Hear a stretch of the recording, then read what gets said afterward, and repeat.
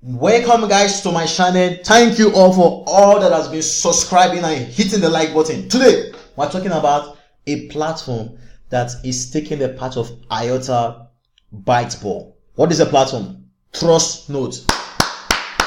What is Trustnote all about? Trustnote wants to solve the issues of scalability, the issues of writing smart contracts, and then not only that, wants to bring that to the directed acyclic graph technology platform. Let's deep dive in. So what are some of the problems with blockchain today? We have network congestion, right? Maybe the block size is too small, right? Maybe block time is small, right? Causing long confirmation time, right? High transaction fees may actually arise from that, right? And then what we're talking about, maybe wasteful computational power. A lot of people are saying Bitcoin is one of the breakthrough of technology, but it's one of the most worst technology when it comes to consumption of power and all that. Then we're talking about some of the existing solutions, like if we go on CoinMarketCap, some of the existing solutions, we have IOTA, and then we have Byteball.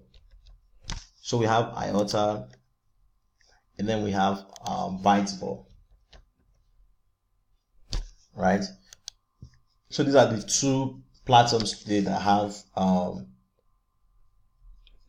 the DAG technology working. So, but what is Trustnote seeking to do? But let's see some of the problems that these existing DAG solutions have. Now, with DAG, with DAG, if there is a kind of transaction like you have A, B, C, D, or X, Y, Z transaction, right? So for Y transaction to actually take place, right? It has to confirm X transaction, right? So for Z transaction to take place, it has to confirm Y transaction, and so on. So that is how the system, there are no blocks or whatsoever. But if you look at the existing solutions, like one problem is when it comes to low transaction frequency, it's a very big problem, because once there is high frequency of transaction, right, you can be confirmed, the new one can be confirming the previous one. What about if the rate of transactions are very, very slow, or there is no real frequency? What happens, right? So the different technology now we have, which is IOTA and then Byteball. Like IOTA proposes assigning a coordinator, right, a centralized actor that will protect the network when the transactions are low. But the design details of this thing is not really known, right? Now the next thing again is Byteball has 12 witnesses that one can choose from, but the transaction quoting rules makes it hard for users to change witnesses. They will tell you that you can actually change witness, but the stops is actually very, very high. So what is the solution that Trustnote is actually proposing? First, they want to bring in a token insurance system. I think I saw an article about Byteball that I think they want to be launching an ICO on that platform, but I didn't really read through the platform. So they want to bring in a token insurance system. IOTA does not have that, and then they want to bring in a 2-tier level consensus mechanism. So what they want to bring in, they want to bring in a system here. I will explain that later. Then they want to bring in smart contract also, and then they want to bring in extensible wallet. So okay, let's talk about the consensus they are actually bringing. So the consensus they are bringing is the base consensus. So the two levels, we have the base consensus, the previous confirm, the new confirming the previous, which is the base one, and all that.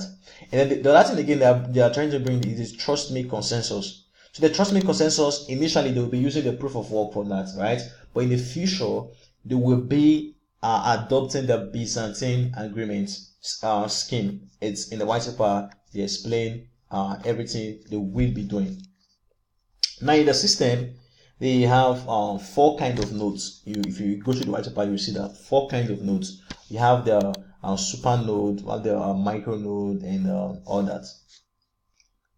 So this is the comparison between IOTA, Byteball, and Trustnote. So you see two-layer consensus, advanced declarative contract. Sorry. You have transaction referencing and mining. Then you have a fourth kind of node, and then you have the machine indexing and the attestator, right? And many other features about this platform. But what you have to just know about this platform per se is one of the very first DAG, which is directed as a slightly graph platform that is introducing smart contracts. And then the two-layer consensus mechanism is what is going to help the system a lot. And then what they are looking at, they want to build systems where it's highly scalable. Like if you see on their website, systems that are very highly scalable, that are developer friendly, they're smart contract, right? To be developer friendly, you can issue tokens very easy. They want to combine proof of work and the directed as a cyclic graph, verifiable smart contract, and a lot of stuff. So it is a platform. I think they should be on the exchange. Let's check CoinMarketCap if they've been listed, but because they said they will be listed. Okay, they are not yet listed, but they said they will be listed on the 25th, right? So it's a platform you want to really study, right? You want to I will still do in the consequent time. I will still do more videos. Now it talks about how they will solve the double spending problem and all that. So what that means is like let me.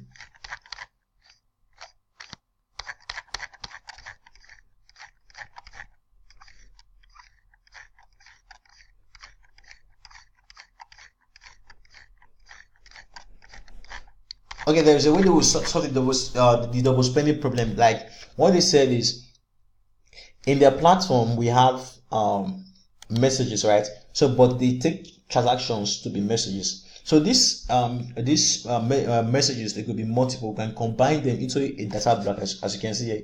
A data block we call a unit. So this unit, we can inter-reference them, right? You can inter-reference them and then can reference previous units or multiple previous units together, right? So how Trustnote solves the double spend problem? On the main chain, all the units that make a DAG is assigned an index or a reference ID. Now the genesis unit is assigned 0 and so on.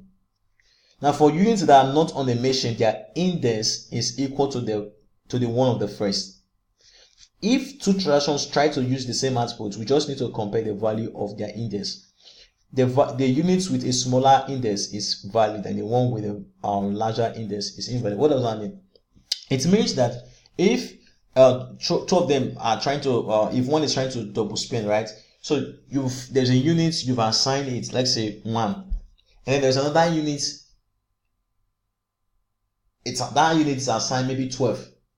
If you compare the values, the one that has a lesser value is the one that actually first did it, right?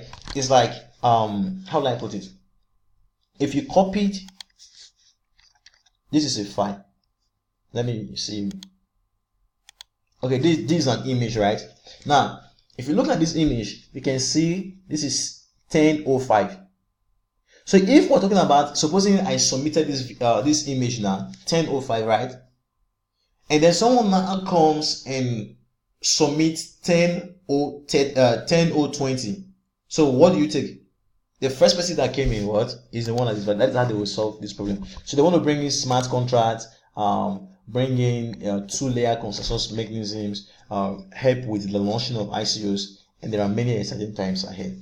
So guys, this is what this platform is all about.